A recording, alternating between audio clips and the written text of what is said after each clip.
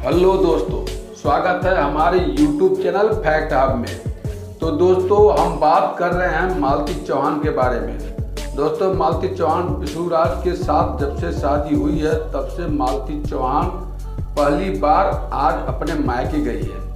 वहां पर मालती चौहान को देखकर लोग बहुत खुश हुए, साथ में विशुराज भी गए थे।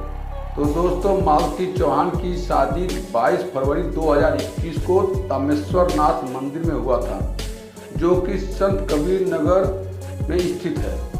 वहां पर विशुराज की शादी बड़े ही भावपूर्वक संपन्न हुआ, जिससे विशुराज के नाना नानी और उनके पूरे परिवार भी शामिल था। मालती जी की जिंदगी बड़े आराम से कट रही है। जैसे जैसे आगे बढ़ते गए वैसे वैसे मालती जी की ज़िंदगी ऐशो आराम से गुजरती जा रही है और आज मालती जी का एक अलग ही पहचान है। तो दोस्तों, ये दोनों जोड़ियां बहुत ही परिश्रम की हैं, तब जाकर आज उन्हें ये मंजिल हासिल हुआ है और आगे भी उन्हें मंजिल मिलती जाएगी।